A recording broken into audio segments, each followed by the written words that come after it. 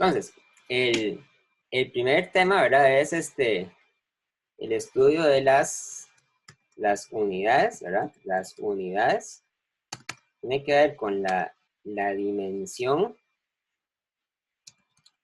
de las cantidades y los cambios de unidades, o las conversiones de unidades.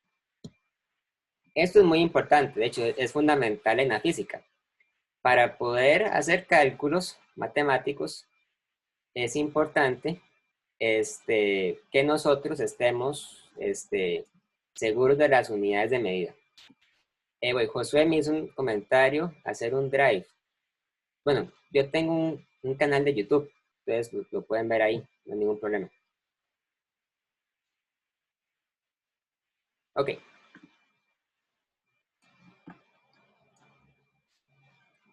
Entonces, ¿a qué me refiero con eso? Bueno, en física vamos a encontrarnos con muchas fórmulas matemáticas que involucran diferentes cantidades.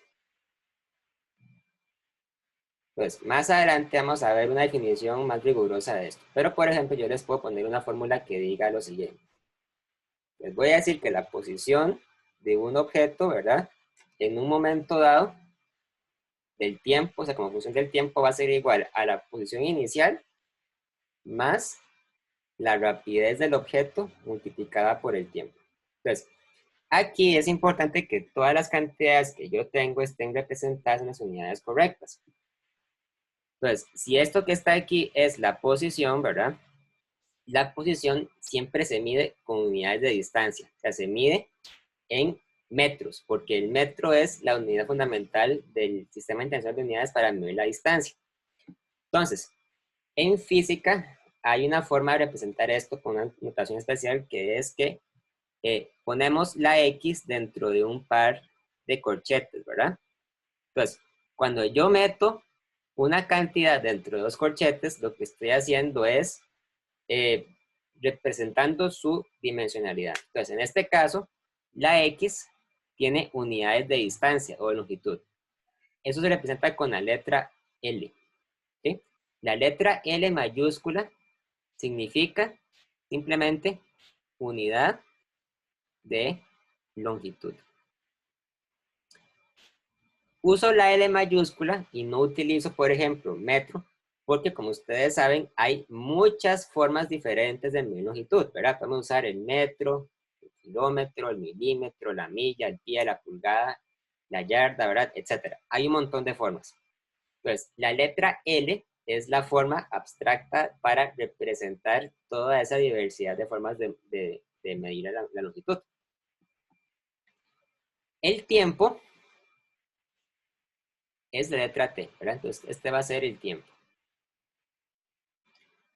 Para representar el tiempo, o la unidad de medida del tiempo, entonces metemos el tiempo dentro de dos corchetes, ¿verdad? Y esto es entonces T mayúscula.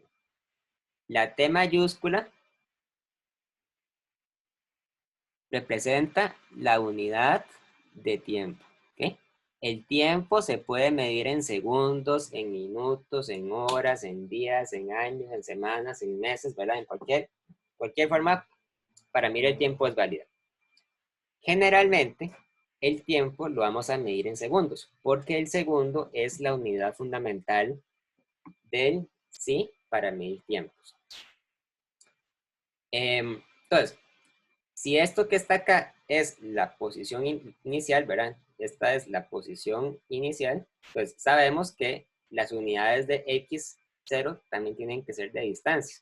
Entonces yo les puedo preguntar a ustedes, ¿cuál tiene que ser la dimensionalidad de v para que eso tenga sentido, ¿verdad? Entonces, ambos lados de la ecuación tienen que tener las mismas unidades. Tanto el lado izquierdo como el lado derecho se tienen que medir en unidades de distancia. Yo lo que puedo hacer acá para estar seguro es despejar v, ¿verdad? Entonces, me doy cuenta que v es igual a x de t menos x inicial entre el tiempo. Entonces, ¿cuál es la unidad de medida para v? Bueno, la unidad de medida para v es la unidad de medida de x de t menos X sub 0 entre la unidad de medida del tiempo. Es decir, L entre T. También podríamos decir que la unidad de medida de V es L por T a la menos 1. O sea, ¿esto qué quiere decir? Quiere decir que para medir V tiene que tener unidades de longitud entre tiempo. V, la velocidad, se puede medir en metros por segundo, metro entre segundo, perdón, metro entre minuto, kilómetro entre hora, milla entre hora, pie entre hora, ¿verdad? Pie entre minuto, pie entre hora, ¿verdad? Cualquier combinación de unidades de distancia entre tiempo es válida. Pero yo no puedo representar a V con unidades, por ejemplo, de metro, ¿verdad? Tiene que ser metro entre algo de tiempo, metro entre segundo, metro entre hora. Entonces, en física es fundamental que todas las cantidades que utilicemos tengan consistencia en las unidades. Si no lo hacemos, entonces nuestros cálculos van a estar necesariamente malos o incorrectos. Entonces, de igual forma, vamos a seguir ahora con las conversiones de unidades.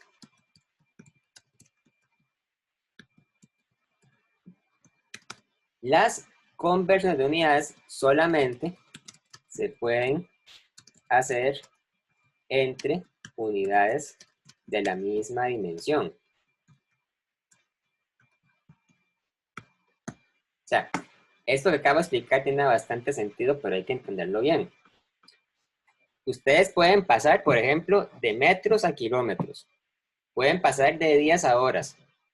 Pueden pasar de metro entre segundo a kilómetro entre hora. Pero ustedes no pueden convertir en unidades que correspondan a cantidades físicas diferentes, ¿verdad? Ustedes no pueden pasar de metros a días, ¿verdad? Por ejemplo, no tendría sentido. Para poder hacer una conversión de unidades, tenemos que conocer el factor de conversión. Pues el factor de conversión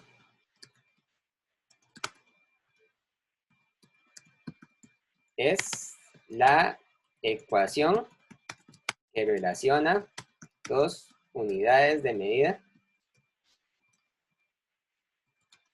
diferentes para la misma cantidad física.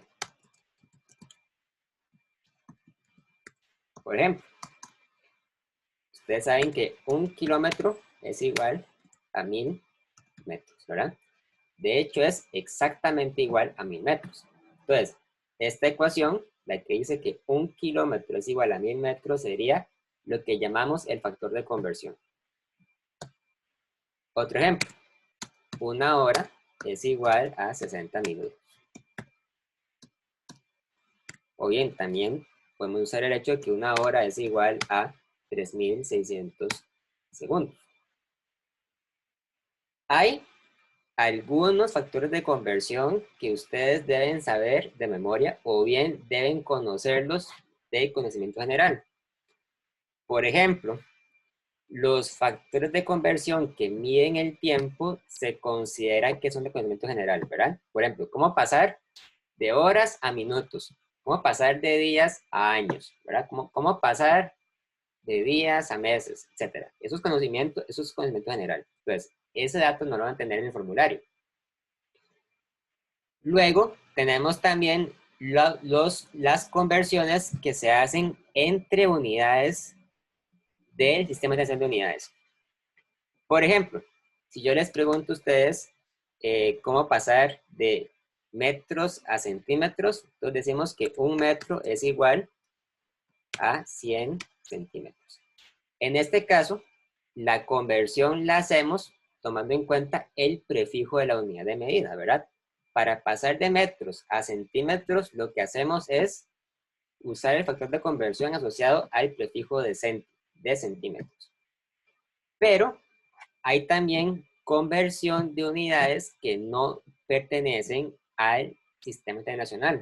Por ejemplo, uno muy conocido es que una pulgada, representada como IN, una inch en inglés, ¿verdad? Una pulgada es igual a 2.54 centímetros. ¿Okay? Vean que en este caso, la relación entre pulgada y centímetro es un número decimal, ¿verdad? Eso es porque la pulgada no pertenece al Sistema Internacional de Unidades. Por lo tanto, la conversión de pulgada a centímetro no es tan fácil, ¿verdad? O no es tan obvia como si lo puede ser, por ejemplo, la conversión de metros a centímetros. Por lo tanto, este tipo de conversión de unidades, este tipo de datos, sí lo pueden esperar encontrar en sus formularios, ¿verdad? Pero es importante que ustedes se aprendan de memoria los prefijos del sí y sus valores, ¿verdad? Recuerden que en el sí tenemos los siguientes prefijos.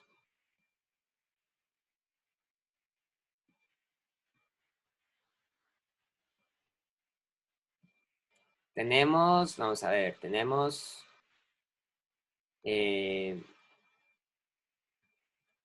nano.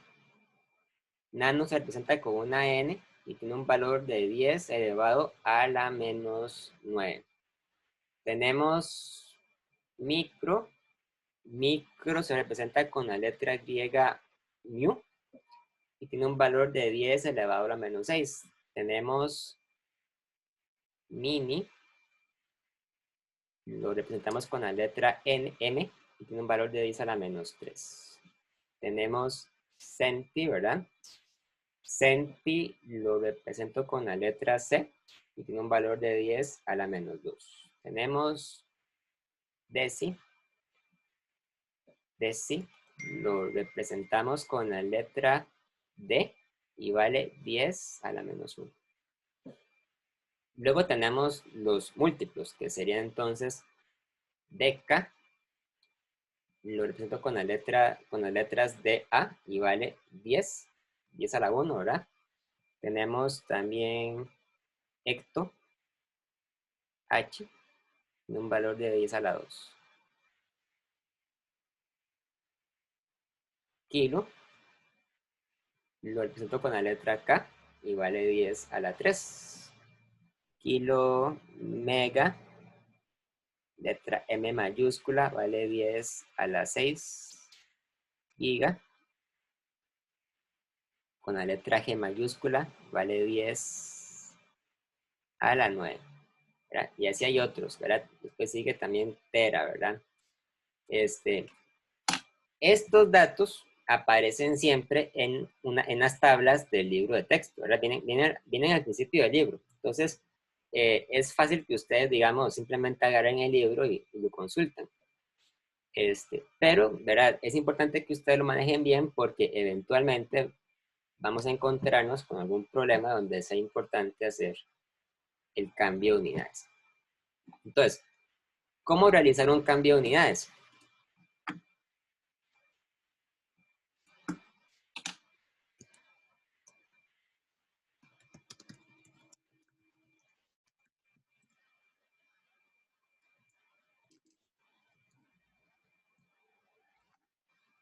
Veamos los siguientes ejemplos. Pues, digamos, yo les digo convierta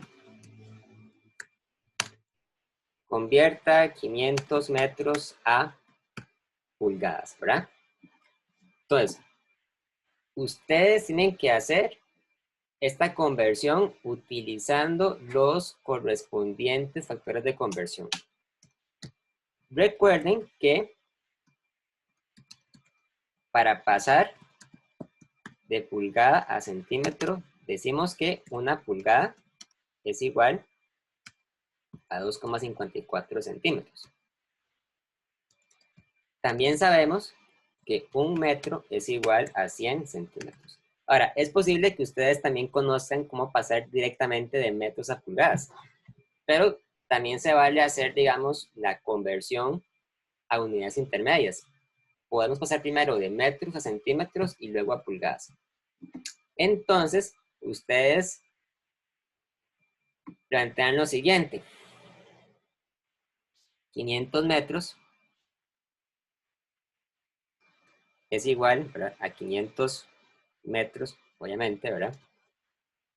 Y luego multiplicamos por el factor de conversión de manera que me cancele las unidades que quiero eliminar y me deje la unidad a la que yo quiero llegar. Por ejemplo, voy a pasar de metro a centímetro. Entonces, multiplico por un paréntesis donde meto una fracción y arriba escribo 100 centímetros entre un metro. ¿Okay?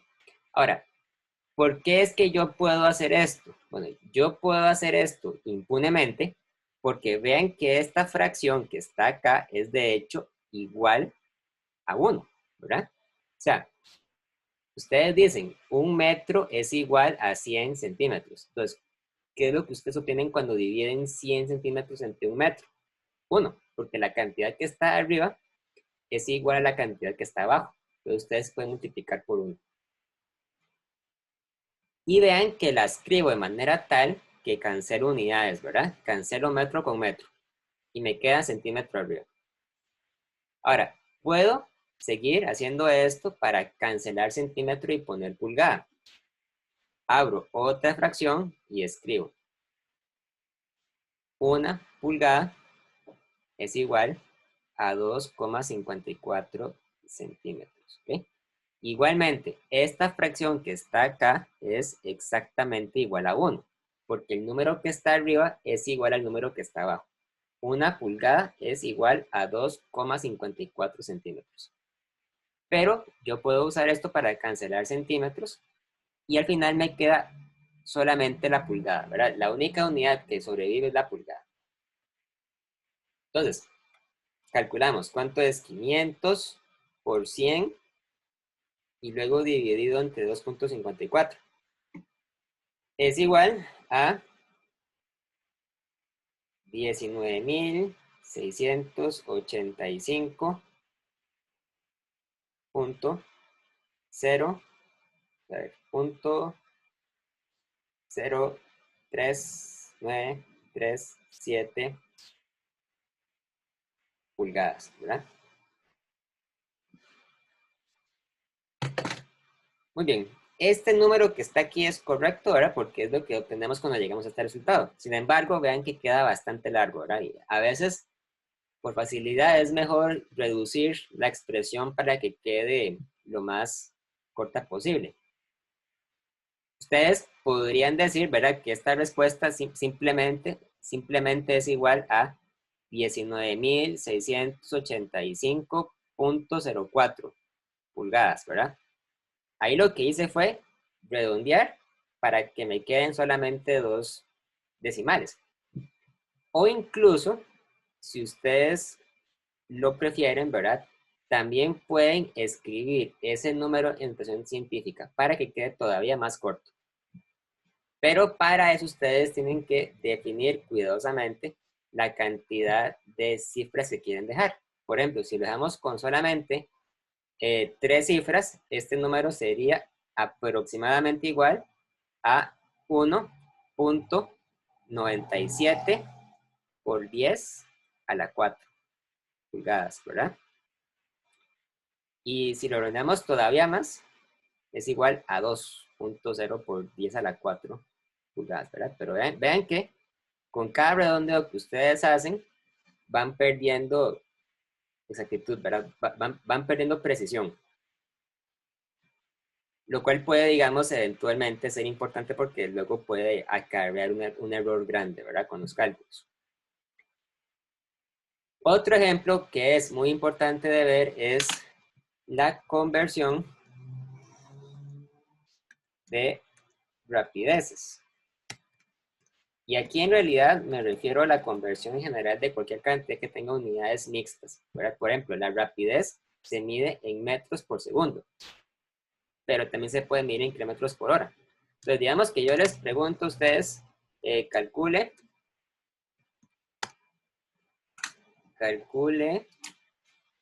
40 kilómetros entre hora en unidades de metro entre segundo. Entonces, para hacerlo, volvemos a buscar nuestros factores de conversión.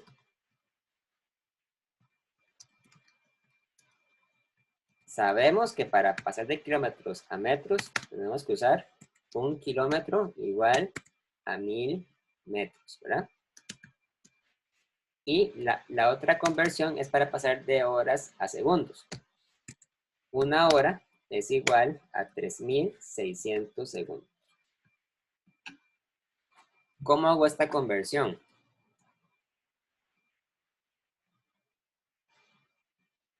Entonces escribo 40 kilómetros entre hora es igual, ¿verdad? Obviamente, a 40 kilómetros entre hora. Por, abro paréntesis y utilizo un nuevo factor de conversión. Puedo pasar primero de kilómetros a metros. Entonces, con una fracción, abajo pongo el kilómetro, abajo pongo metro, y digo, 1 kilómetro es igual a 1000 metros, ¿verdad? La razón de poner el kilómetro abajo simplemente es para cancelar kilómetros con kilómetros. Después, para pasar de horas a segundo, entonces abro fracción y escribo. Una hora es igual a 3600 segundos. Entonces, cancelo la hora que estaba. Vean que la hora estaba aquí abajo. La cancelo con la hora que está aquí arriba. De manera que la unidad de esta cantidad tiene que ser metro arriba entre segundo abajo, ¿verdad? Se nos va a quedar algo que tiene unidades de metro entre segundos.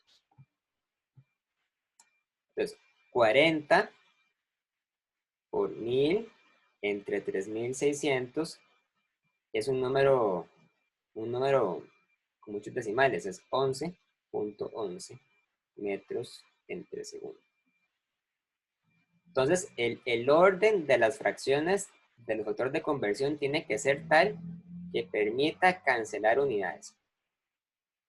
El otro ejemplo que es importante de ver es la conversión de áreas o volúmenes.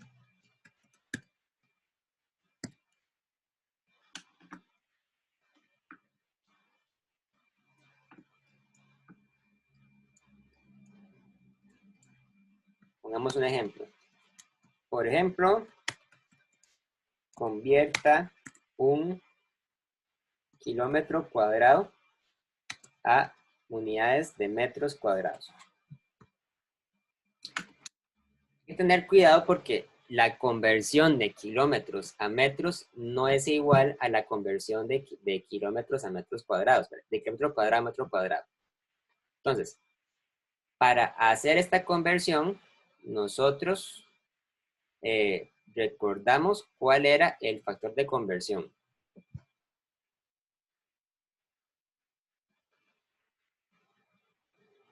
Sabemos que 1 kilómetro es igual a 1000 metros, ¿verdad? Entonces, si yo quiero convertir 1 kilómetro cuadrado, multiplico por una fracción, pongo el kilómetro abajo, pongo el metro arriba.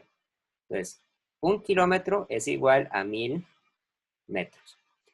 Pero vean que este kilómetro cuadrado no se va a cancelar completamente con este kilómetro aquí abajo. Entonces, para que la cancelación sea total, tengo que elevar ahora el factor de conversión a la 2, ¿verdad? De esa forma, este kilómetro cuadrado se va con este kilómetro cuadrado de abajo. Y allá lo que me queda es metro al cuadrado, ¿verdad?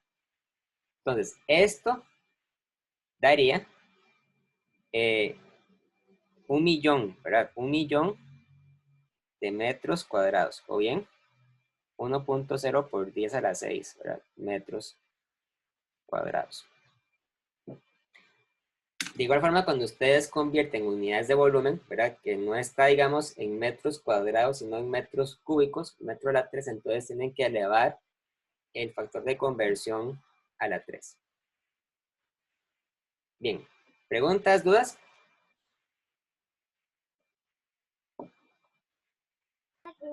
Profe, disculpe, para efectos del examen, en el momento de redondear, ¿usted qué va a solicitar? Digamos, porque usted empezó con un 196 y terminó con un 2,0, entonces, Bueno, para efectos de exámenes cortos y eso. eso, bueno, para el examen corto no va a ser muy importante porque las preguntas son casi siempre de selección única, ¿verdad? Entonces, usted tiene que revisarlo en sus cálculos. Para el examen, por lo general, los profesores no son muy, no se fijan mucho en eso, pero sí es importante que la respuesta que usted obtenga, digamos, se aproxime mucho al valor que se considera correcto, ¿verdad? Usted no puede, digamos, comerse todos los decimales, ¿verdad? Siempre sería bueno dejar por lo menos 3 o 4 cifras en su respuesta para que quede lo más exacta posible. Ok, gracias. O sea, digamos, idealmente lo que tienen que hacer es seguir las reglas de conservación de las cifras significativas, ¿verdad? Lo que pasa es que, bueno, yo sé que tal vez a la hora de hacer cálculos es, ¿cómo se dice? Es un poco difícil, digamos, llevar el orden de todas las cifras, ¿verdad? Pero, esperamos, siempre es buena idea, digamos, que por lo menos la cantidad de cifras que usted deja sean las mismas cifras que tenían los datos cuando usted empezó a trabajar, ¿verdad? Sí. Ok, perfecto. Muy bien. Ahora, otro tema que nos toca ver esta semana es vectores, ¿verdad? Realmente, bueno, realmente en física hay dos tipos de cantidades. Vamos a hacerlo más general. Hay dos tipos de cantidades. Tenemos los escalares y los vectores. Entonces, los escalares son las cantidades que tienen magnitud, pero no tienen dirección.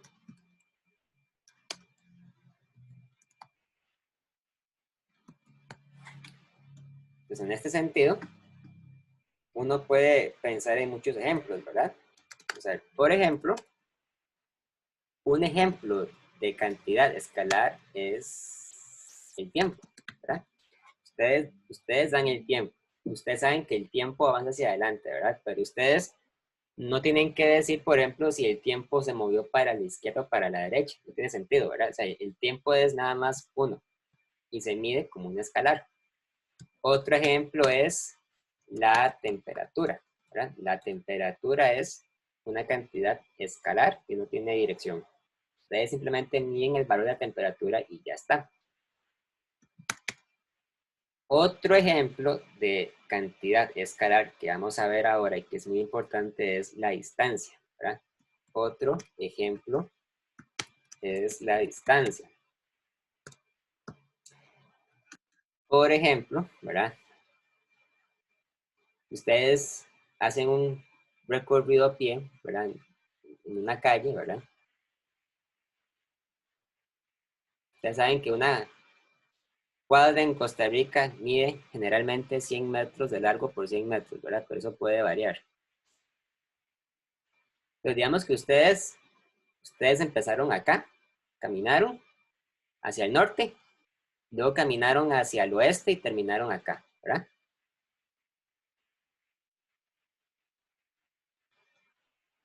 Aquí está el norte, aquí está el oeste, aquí está el este y aquí está el sur. Entonces, ustedes caminaron 100 metros hacia el norte y luego caminaron 100 metros hacia el oeste. Por lo tanto, vamos a definir cuál fue la distancia que recorrieron. En este ejemplo, se recorrió una distancia de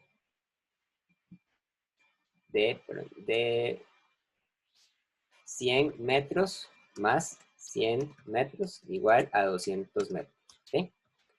La distancia representa el largo total del camino que ustedes recorrieron, ¿verdad? Si ustedes hubieran doblado en otra calle, entonces se le suma a su distancia la nueva distancia que caminaron. La distancia es una cantidad que normalmente la representamos con la letra D minúscula. Entonces, en este caso, diríamos que la distancia recorrida fue igual a 200 metros, ¿verdad? Para reportar la distancia, no hace falta indicar la dirección, porque es un escalar. Pero ahora vamos a ver una cantidad vectorial que está relacionada con la distancia, pero que sí tiene dirección. Los vectores son cantidades que tienen magnitud y tienen dirección. O sea que no basta con dar la magnitud, sino que hay que dar también la dirección para que estén completos. Un ejemplo es el desplazamiento. Entonces, en este ejemplo que yo les di, ¿verdad? Vean que ustedes pueden decir que la persona, ¿verdad?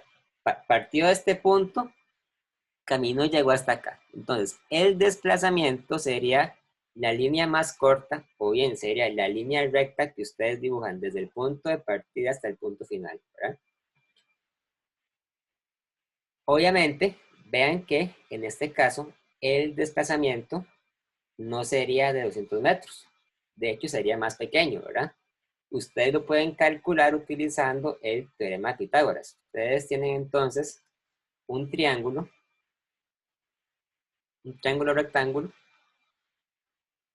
donde hay un cateto que mide 100 metros, otro cateto que mide 100 metros, y ustedes quieren saber cuánto mide la hipotenusa, ¿verdad? La hipotenusa mide la raíz cuadrada de 100 metros al cuadrado más 100 metros al cuadrado.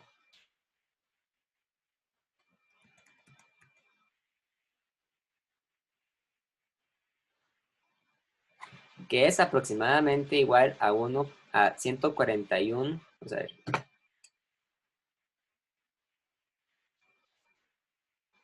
141.42 metros. Entonces, en este caso, nosotros diríamos que el desplazamiento tiene una magnitud de 141.42 metros. Entonces, llegamos a la conclusión evidente, ¿verdad? Que el desplazamiento es de hecho más corto que la distancia, porque para medir el desplazamiento simplemente medimos la diferencia que hay entre el punto de partida y el punto final en línea recta. Pero no solo eso, sino que también tenemos que indicar la dirección a la que se desplazó.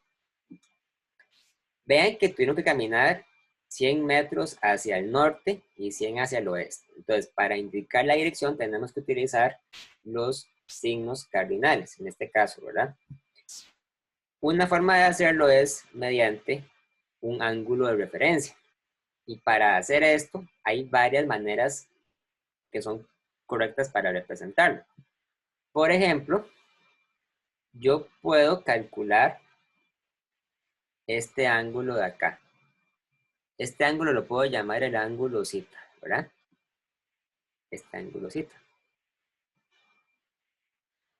Para calcular el ángulo zeta me puedo servir de alguna función trigonométrica, ¿verdad? Entonces yo puedo decir, por ejemplo, que la tangente de zeta es igual al cateto opuesto dividido entre el cateto adyacente.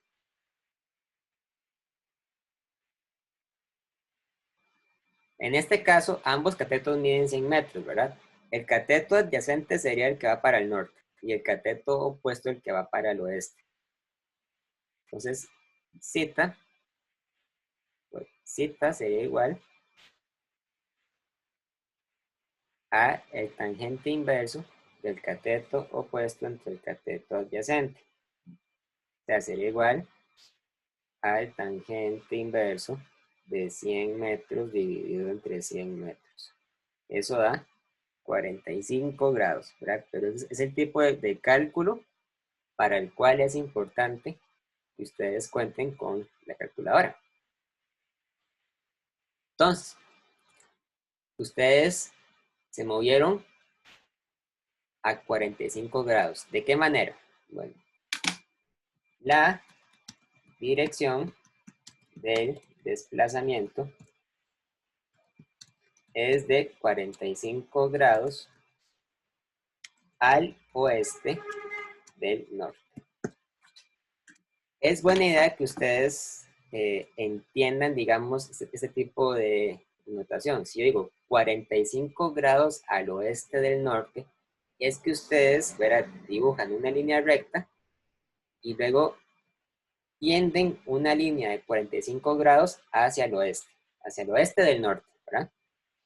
Entonces, ya con eso, ustedes indicaron cuál fue la dirección. De manera resumida, el desplazamiento se representa con una letra de minúscula, pero le escribimos una flecha arriba apuntando hacia la derecha. En física, cuando vemos una cantidad vectorial o la escribimos, le ponemos siempre una flecha arriba, que apunta para la derecha. Ahora, independientemente de dónde apunte realmente el vector, la notación para vector nos pide que escribamos una flecha arriba y que apunte para la derecha. En algunos libros de texto, en lugar de ponerle una flecha al vector, escriben el vector en letra negrita. Pero obviamente digamos, uno no puede hacer eso cuando escribe a mano alzada, ¿verdad? Entonces, para representar un vector le ponemos una flecha. Y diríamos que es igual a 141.42 metros con una dirección de 45 grados al oeste del norte, ¿verdad? Si no ponemos la dirección, entonces está incorrecto, está mal. ¿Dudas?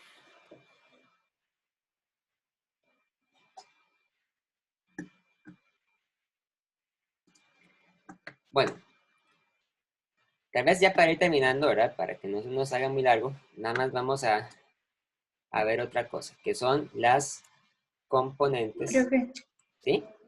disculpe, también se podría decir como al norte del oeste, o siempre se dice en ese orden. En este caso particular, sí, porque 45 grados al norte del oeste sería lo mismo que al oeste del norte. Pero si usted dice que son 45 grados al norte del oeste, usted se está refiriendo realmente a este ángulo de acá, a este, ¿verdad? Este sería el ángulo que va al norte del oeste, porque usted primero va hacia el oeste y luego se va para el norte, entonces al norte del oeste.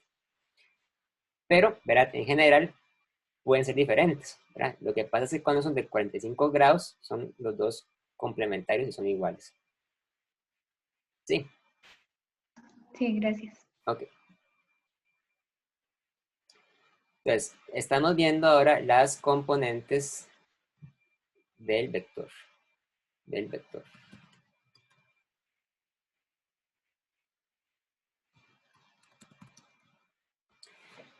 En general, es buena idea ver los vectores en un plano cartesiano, ¿verdad? Entonces, vamos a hacer un plano cartesiano, como los que usan en matemáticas para representar las funciones.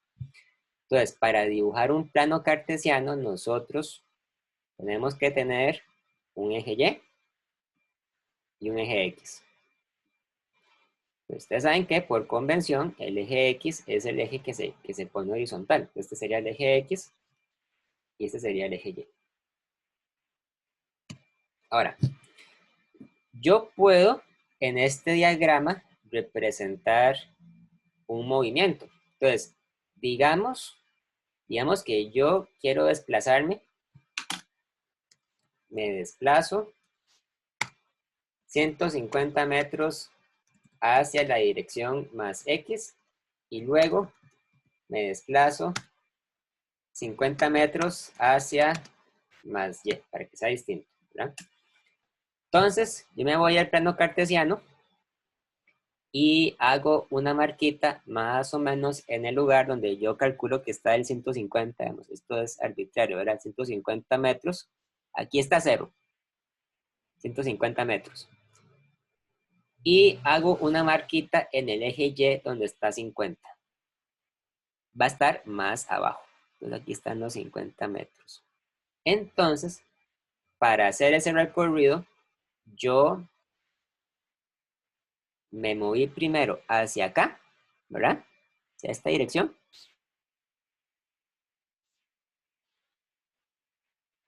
Y luego me moví hacia arriba, en esta dirección. ¿Verdad? Suponiendo que aquí yo tengo una línea recta de referencia. Ok. Entonces, el vector de desplazamiento sería este. Sería la línea que yo trazo desde el origen hasta el punto donde yo termine, ¿verdad? Entonces, esta línea negra sería mi vector de desplazamiento.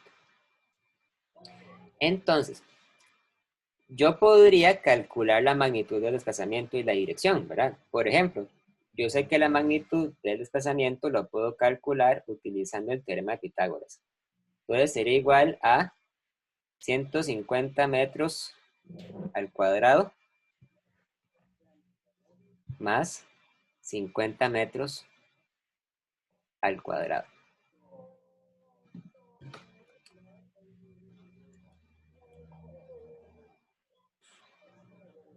Que eso da 158.11 metros. Y también puedo calcular la dirección. Para calcular la dirección, tengo que hacerlo con respecto a algún punto de referencia. Generalmente, lo que la gente prefiere es medir siempre los ángulos con respecto al eje X, ¿verdad? Aunque no hay ninguna razón para que tenga que ser siempre así. Entonces, yo puedo medir mi ángulo acá. Yo digo que este sería zeta, ¿verdad?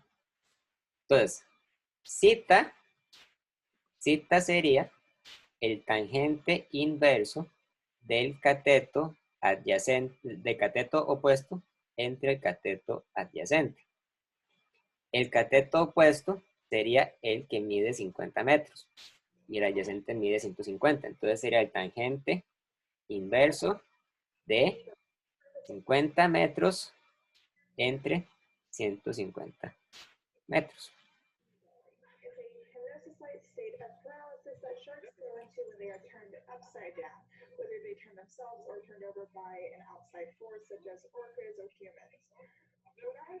Y esto da entonces 18.43 grados.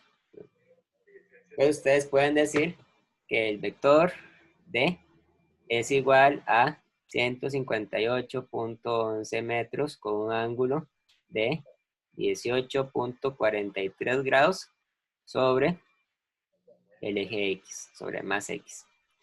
Pero una forma todavía más fácil y más simple de representar el vector es decir simplemente que el vector es igual a un par de números. Es igual a 150 metros, 50 metros. ¿Okay? Entonces, ahí lo que estoy haciendo es simplemente decir que mi vector, en lugar de ser una magnitud y una dirección, es un par de componentes. Escribo un paréntesis y dentro del paréntesis pongo dos números. El primero va a ser la componente en X y el otro va a ser la componente en Y, ¿verdad? Entonces, a este número es al que yo llamo la componente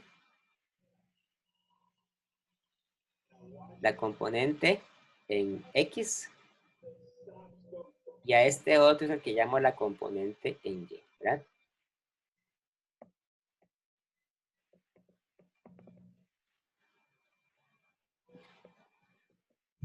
es fácil, digamos, es muy fácil ver qué significa cada cosa, ¿verdad? La componente en X es la medida del vector cuando se proyecta en el eje X.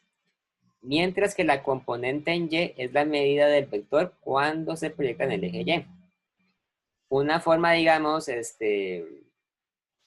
sencilla de entenderlo es que ustedes pueden, por ejemplo, imaginarse, ¿verdad? Porque esto es simplemente imaginarse que ustedes ponen un bombillo aquí arriba, ¿verdad? Y ustedes dicen, ok, si el bombillo está aquí arriba, entonces la sombra del vector en el eje X va a ser la componente en X. Y si ustedes ponen un bombillo aquí a la derecha, o sea, un bombillo vertical, ¿verdad? Entonces, la sombra que proyecta el vector sobre la pared, o sea, sobre el eje Y, va a ser la componente en Y del vector.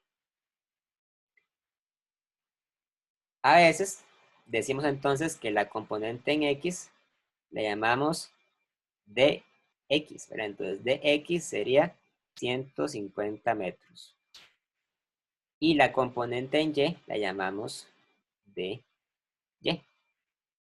dy sería entonces igual a 50 metros. Entonces, pueden haber casos donde es más fácil imaginarse el vector no como una magnitud y una dirección, sino como un par de componentes, ¿verdad? Todo depende del problema y depende también de lo que nos piden y lo que queremos calcular, ¿verdad? Sin embargo, vean que ambas formas de representar un vector son la misma, ¿verdad? O sea, da lo mismo conocer las componentes que conocer la magnitud y la dirección. Muy bien, ¿hasta aquí alguna pregunta?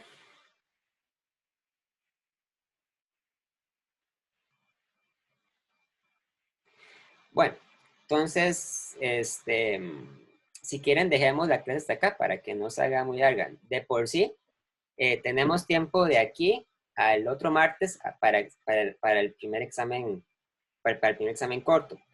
Entonces, la idea es que la otra semana terminemos de ver la materia, que ya falta poco, y el martes o incluso el mismo jueves podemos ver algunos ejemplos.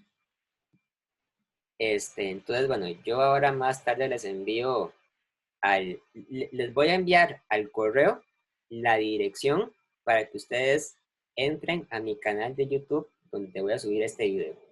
¿De acuerdo?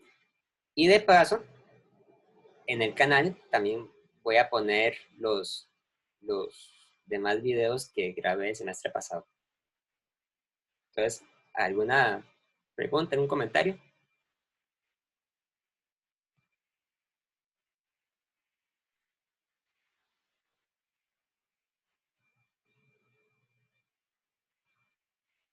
No. Bueno, entonces, Profe, ¿sí? yo tengo una consulta con lo del cálculo de zeta. ¿Usted cómo sabe que es tangente inversa? Vea, para eso es muy importante recordar la definición de tangente, ¿verdad? Cuando usted tiene un triángulo rectángulo, usted tiene siempre una hipotenusa y tiene dos catetos, ¿verdad? Tiene también siempre un ángulo que es el ángulo recto. Entonces, van a haber dos ángulos que no son rectos, ¿verdad? Digamos que usted quiere medir este. Y usted, entonces, dice que este lado se llama C, este lado se llama A y este lado se llama B, ¿verdad? Entonces, B sería el cateto opuesto. A es el cateto adyacente. O sea, es adyacente porque es el que usted dibuja adyacente al ángulo, ¿verdad? Y C es la hipotenusa. Entonces, el tangente de zeta, por definición, es igual al cateto opuesto entre el cateto adyacente. O sea, eso quiere decir que el tangente de zeta es igual a B dividido entre A. Generalmente, pero no siempre, el cateto adyacente va a ser la componente en X. ¿Verdad? y el cateto opuesto va a ser la componente en Y. ¿Ve? Entonces, quiere decir que Z es igual a el tangente inverso de B entre A. Recuerde que usted también puede definir otras funciones. Por ejemplo, el cotangente de Z sería más bien el cateto adyacente entre el cateto opuesto. Entonces sería igual a A dividido entre B. Entonces Z sería igual al cotangente inverso de A entre B.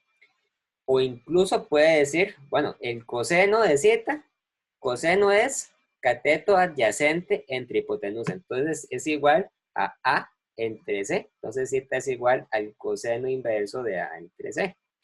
O el seno, ¿verdad? El seno de Z es el cateto opuesto entre la hipotenusa. Es igual a B entre C. Entonces Z es igual al seno inverso de B entre C.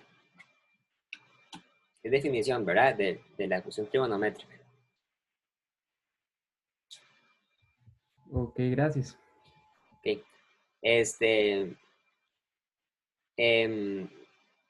¿Cómo se llama el canal? Buena pregunta, no me acuerdo. Pero no importa, ahora yo les envío por correo la dirección y ahí lo van a tener disponible. Ok, bueno, entonces, nos vemos. ¿De acuerdo? Cualquier duda me pueden preguntar por Telegram o por el correo. Y yo esperaría que ya casi ya ahorita esté disponible la plataforma, ¿verdad? Ya debería estar para que ustedes puedan entrar a ver. Bueno, les voy a parar la grabación.